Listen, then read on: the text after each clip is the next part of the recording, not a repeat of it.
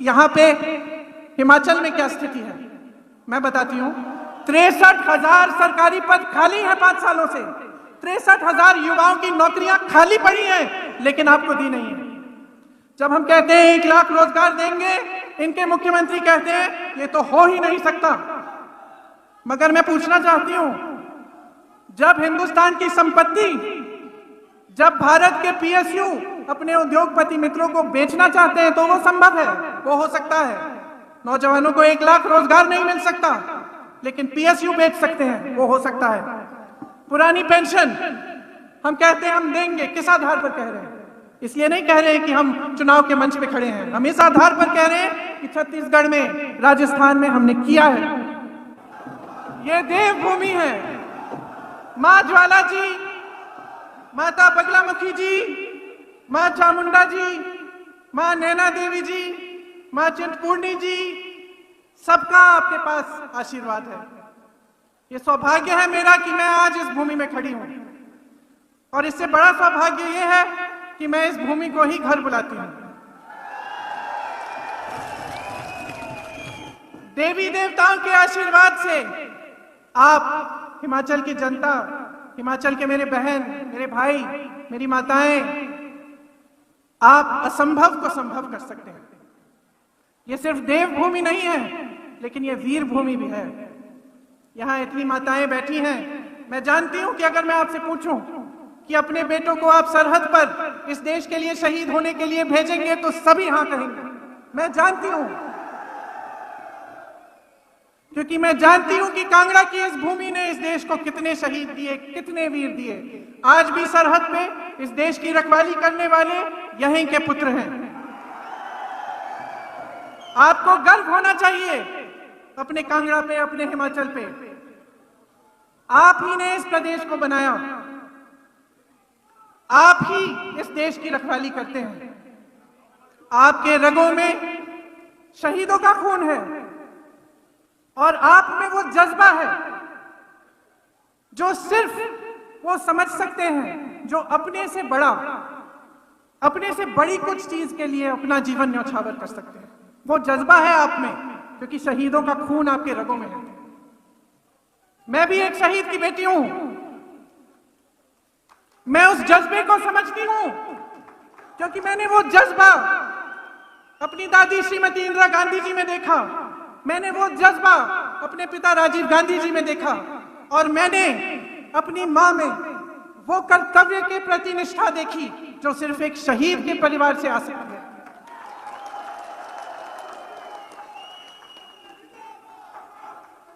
तो मैं आपसे कहना चाहती हूं कि अपने आप को पहचानो। आप में कैसा खून दौड़ रहा है उसे पहचानो। इस प्रदेश को किसने बनाया? आपने बनाया। ये प्रदेश किसका है? आपका है। आपको मालूम होगा, जब इंदिरा जी ने ये ऐलान किया कि हिमाचल प्रदेश बनेगा, तो पूरी दुनिया ने उनको देख के बोला कि ये देखिए प्रदेश बना रही है, ये प्रदेश चल नहीं पाएगा, इसके लिए पैसे नहीं होंगे, इसकी अर्थव्यवस्था ठप हो जाएगी। लेकिन यहाँ के कर्मचारियों ने, यहाँ के युवाओं ने अपनी मेहनत से, यहाँ की माताओं ने, बहनों ने अपनी मेहनत से ये प्रदेश बनाया, इसको आगे बढ़ाया। मत भूलो कि आप कौन हो, मत भूलो कि ये प्रदेश आपका है। मैं ये क्यों बोल रही हूं? क्योंकि चुनाव का समय आ गया है, और चुनाव के समय तमाम नेता, तमाम पार्टियां के लोग आपके सामने आएंगे, सब अच्छी अच्छी बातें बोलेंगे, लेकिन जब तक आप जागरूक नहीं बनेंगे, जब तक आप अपने प्रदेश को यहां दिल में रखकर अपना वोट नहीं देंगे, तब तक आप सही निर्णय नहीं कर पाएंगे।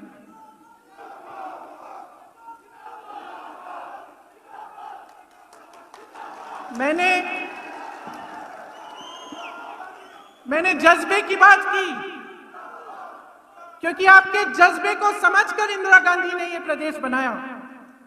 उनको मालूम था कि आप मेहनत करोगे, आप में क्षमता है, विश्वास था आप में, इसीलिए उन्होंने इस प्रदेश को बनवाया। और आप उस पर खरे उतरे, आपने करके दिखाया। पूरे को लेके क्या आपके जीवन में तरक्की हुई है, ये अनुमान आप करिए, सोचिए। क्या कह रहे हैं ये भाजपा के लोग? कांग्रेस पार्टी कहती है 1 लाख रोजगार दिलवाएगी। किस आधार पर कह रही है? अपने विवेक से अपना मन बनाइए। कांग्रेस पार्टी क्यों कह रही है कि 1 लाख रोजगार देगी? छत्तीसगढ़ के मुख्यमंत्री बैठे हैं, भूपेश बघेल जी बैठे हैं, इन्होंने 5 लाख रोजगार दिलवाए हैं, 5 लाख 3 सालों में। राजस्थान में कांग्रेस की सरकार है, 1,30,000 नौकरियां दिलवाई हैं। यहां पे हिमाचल में क्या स्थिति है मैं बताती हूं। 63,000 सरकारी पद खाली हैं 5 सालों से। 63,000 युवाओं की नौकरियां खाली पड़ी हैं, लेकिन आपको दी नहीं है। जब हम कहते हैं 1 लाख रोजगार देंगे, इनके मुख्यमंत्री कहते हैं ये तो हो ही नहीं सकता। मगर मैं पूछना चाहती हूं, जब हिंदुस्तान की संपत्ति, जब भारत के पीएसयू अपने उद्योगपति मित्रों को बेचना चाहते हैं तो वो संभव है, वो हो सकता है। नौजवानों को 1 लाख रोजगार नहीं मिल सकता, लेकिन पीएसयू बेच सकते हैं, वो हो सकता है। पुरानी पेंशन हम कहते हैं हम देंगे, किस आधार पर कह रहे हैं? इसलिए नहीं कह रहे हैं कि हम चुनाव के मंच पे खड़े हैं, हम इस आधार पर कह रहे हैं कि छत्तीसगढ़ में, राजस्थान में हमने किया है, हम दे रहे हैं पुरानी पेंशन। भाजपा वाले कहते हैं इसके लिए पैसे नहीं है। मैं उनसे पूछना चाहती हूं कि बड़े बड़े उद्योगपति मित्र हैं आपके, उनके लिए 20,000 30,000 करोड़ रुपए का कर्ज आप माफ करने के लिए तैयार हैं, उसके पैसे कहां से आए? 10 लाख करोड़ रुपए अपने बड़े बड़े उद्योगपति मित्रों के आपने कर्ज माफ कर दिए, उसके लिए आपके पास पैसे थे, लेकिन आपके पास उस कर्मचारी के लिए पेंशन के पैसे नहीं है। वो कर्मचारी जो जब नौकरी लेता है तो यही सोच के लेता है कि बुढ़ापे में मेरी कोई सुरक्षा होगी, बुढ़ापे में मेरा कोई साथ होगा, थोड़ा पेंशन मिलेगा, उसके लिए आपके पास पैसे नहीं है। लेकिन बड़े बड़े उद्योगपतियों के नाम लीजिए, उनके लिए पैसे हैं, उनके कर्ज माफ हो रहे हैं। किसान फसल का दाम मांगता है, सेब के बागबानों के जो कि किसान हैं फसल का दाम मांगते हैं, वो दाम नहीं मिलता उनको। वो दाम कौन तय कर रहा है आज भाजपा के राज में? वो दाम उनके बड़े बड़े उद्योगपति मित्र तय कर रहे हैं। उनके लिए सब सुविधाएं हैं, वो मन चाहे दाम फसल का आपको बोल सकते हैं, लेकिन जो गरीब किसान है, जो लड़ रहा है, जो रोज सुबह से शाम तक मेहनत कर रहा है, उसकी कोई सुनवाई नहीं है। वो फसल का दाम मांगे, आप दे नहीं सकते। जनता महंगाई से मुक्ति मांगती है, आप कहते हैं कि लीजिए जीएसटी लीजिए और टैक्स लीजिए। यहां तक कि जो सेब के गत्ते हैं जिसमें सेब की पैकिंग होती है, आज उस पर भी जीएसटी बढ़ा दी है। ये जवाब मिलता है आपको। 1 रैंक 1 पेंशन, ये तो नहीं हो सकता, मगर अग्निवीर स्कीम हो सकती है। अग्निवीर स्कीम हो सकती है जिससे सेना को ठेके पे दिया जा रहा है। आप अपने बेटों को सरहद में भेजेंगे ताकि 4 साल बाद वो आके किसी ऑफिस में कोई कर्मचारी की तरह काम करेंगे। क्या यह है आपके मन में कि आप सोचते हैं कि जाएंगे सरहद पे, देश की रखवाली करेंगे और पूरे जीवन फिर देश उनकी रखवाली भी करेगा? तो सोचिए कि क्या कहना चाहते हैं ये लोग। आपको ना रैंक पेंशन देना चाहते हैं, ना रोजगार देना चाहते हैं, ना महंगाई कम करना चाहते हैं, कुछ नहीं करना चाहते अपने लिए, आपके लिए, सिर्फ अपने लिए, अपने स्वार्थ के लिए ये खड़े हैं आपके सामने। अब अगर आप इसको पहचानेंगे, अगर आप सोच समझकर अपना वोट डालेंगे, तो आप देखेंगे कि नियत साफ किसकी है और खोटी किसकी है। आप इतनी मेहनत करते हैं किस लिए? अपने भविष्य के लिए, अपने बच्चों को आगे बढ़ाने के लिए। क्या आप चाहते हैं कि अगले 5 सालों में भी ये नौजवान बेरोजगार रहे, सेना में कोई भर्ती नहीं हो, पुलिस भर्तियों में घोटाले हो, शिक्षा भर्ती हो, शिक्षकों के भर्ती में घोटाला हो? क्या आप ये चाहते हैं? क्या आप चाहते हैं कि आप आगे बढ़े? आपने मेहनत की, शिक्षित है आपका प्रदेश, अच्छे अच्छे जॉब्स मिल सकते हैं, यहीं पे हिमाचल प्रदेश में मिलने चाहिए और संभावना है। ये बात नहीं है कि ये काम नहीं हो सकते, लेकिन भाजपा के राज में आपने देखा कि ये कहते हैं कि ये सब असंभव है, लेकिन घोटाले संभव है। पीपीई किट के घोटाले हुए, मैंने कहा पुलिस भर्ती में घोटाला हुआ, शिक्षक भर्ती में घोटाला हुआ, आजकल ड्रग्स भी बहुत फैले हुए हैं। तो आपके लिए कुछ नहीं हो सकता, लेकिन बड़े बड़े उद्योगपतियों के लिए सब कुछ हो सकता है। क्या ऐसी सरकार चाहते हैं आप?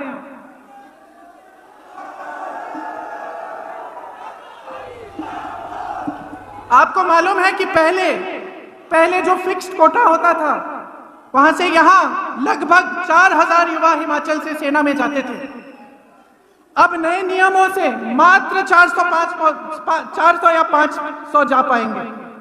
उसमें से 75% 4 साल बाद सेना से बाहर हो जाएंगे। इसलिए बहुत जरूरी है कि आप समझें कि ये लोग क्या कर रहे हैं, इनकी नीयत क्या है। कांग्रेस पार्टी इस चुनाव में कुछ गारंटी लेके आई है। गारंटी क्यों? क्योंकि हम किसी आधार पर कह रहे हैं कि हम ये करना चाहते हैं, हमारी सरकारों ने करके दिखाया है। इसीलिए हम कहते हैं कि जो पहली कैबिनेट की मीटिंग होगी, पहली बार जब मंत्रिमंडल बैठेगा, तभी उसमें से आपके ओपीएस का निर्णय होगा कि आपको पुराना पेंशन वापस मिलेगा। इसी तरह से उसी पहली मीटिंग में यह तय होगा कि हिमाचल के नौजवानों को 1 लाख रोजगार मिलेंगे। जो 63,000 पद खाली हैं उनको भरा जाएगा, उससे ज्यादा आपको 1 लाख तक मिलेंगी। और हम ये भी कह रहे हैं कि 5 सालों में हम 5 लाख रोजगार देने की पूरी कोशिश करेंगे। ये हमारी गारंटी है। आपके हक में हम सब कुछ करना चाहते हैं।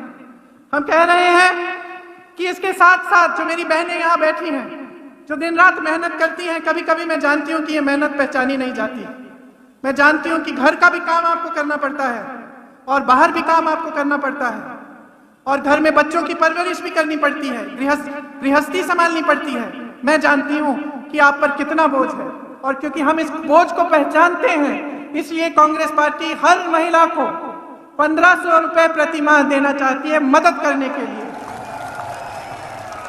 इस योजना को हम हर घर लक्ष्मी योजना कह रहे हैं। आपने इसके बारे में अगर सुना नहीं है तो पढ़िए जरूर और इसके बारे में जानकारी लीजिए। इसके साथ साथ हर विधानसभा में हम 4 इंग्लिश मीडियम की पाठशालाएं बनाना चाहते हैं।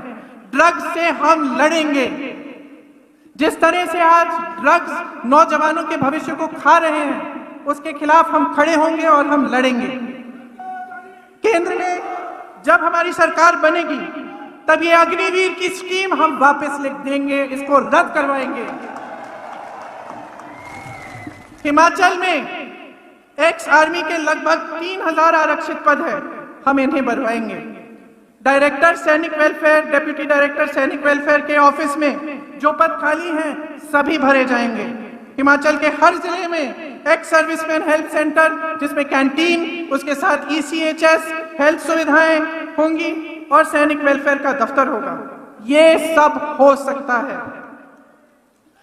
मैंने आपसे पहले भी कहा, यहां बघेल जी बैठे हैं, इस चीज का प्रमाण है कि जब कोई कुछ करना चाहता है तो वो करके दिखाता है। इन्होंने आपसे कहा कि जब इनकी सरकार बनी तो कांग्रेस ने वादा किया था कि सरकार में आते ही किसानों के कर्ज माफ होंगे।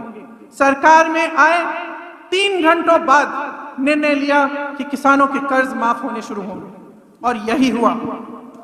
आज सबसे कम बेरोजगारी छत्तीसगढ़ में है, जहां कांग्रेस की सरकार है। नीयत ठीक होती है तो बहुत काम हो सकता है। ये बात आपने यहाँ पे कांगड़ा में खुद देखी। यहाँ के विकास पुरुष जिनके पोस्टर लगे हुए हैं, GS बाली जी, उन्होंने करके दिखाया। यशवंत परमार जी ने करके दिखाया। श्री वीरभद्र सिंह ने सालों के लिए अपने जीवन भर ये करके दिखाया। आज हिमाचल के कोने कोने में जाते हैं तो उनके बारे में हम सुनते हैं, लोग उनका आदर करते हैं, उनका सम्मान करते हैं, क्योंकि उन्होंने आपके लिए मेहनत की। उन्होंने आपकी क्षमता, आपकी शक्ति पहचानी और उस शक्ति की कोई ऊर्जा बनाई, जिसमें से उन्होंने इस प्रदेश का विकास किया। कांग्रेस ने हिमाचल में सेंट्रल यूनिवर्सिटी बनाई, IIT बनाई। वीरभद्र सिंह जी ने गांव-गांव में स्कूल बनाए। कांगड़ा को मान महत्व देने के लिए धर्मशाला में विधानसभा और सचिवालय बनाया। GS बाली जी ने नई नई योजनाएं लाकर खूब रोजगार दिलवाए।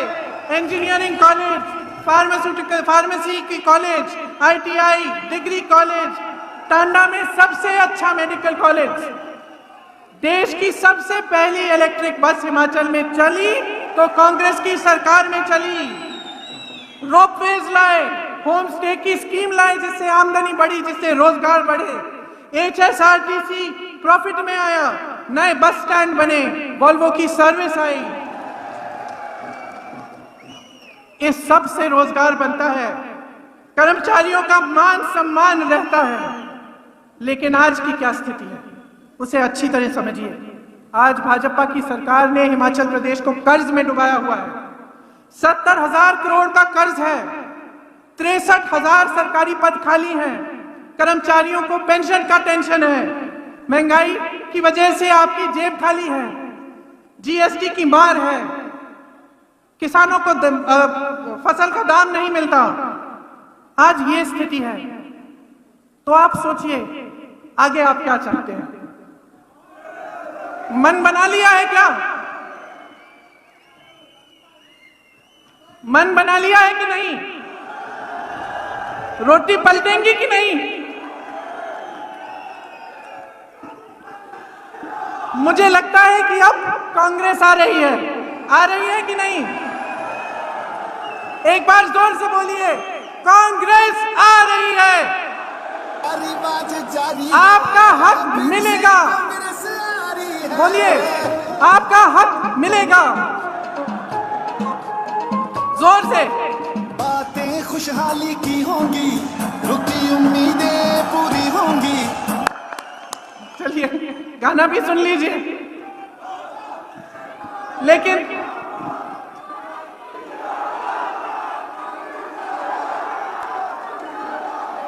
देखिए, कांग्रेस का एक एक कार्यकर्ता आज गांव-गांव में काम कर रहा है, एक एक नेता दौड़ रहा है, प्रचार कर रहा है, काम कर रहा है। भाजपा के नेता क्या कर रहे हैं आजकल? क्या कर रहे हैं? बगावत को रोकने की कोशिश कर रहे हैं। इतने बागी हैं कि संभाल नहीं पा रहे हैं। क्यों? क्योंकि उनको भी मालूम है कि कांग्रेस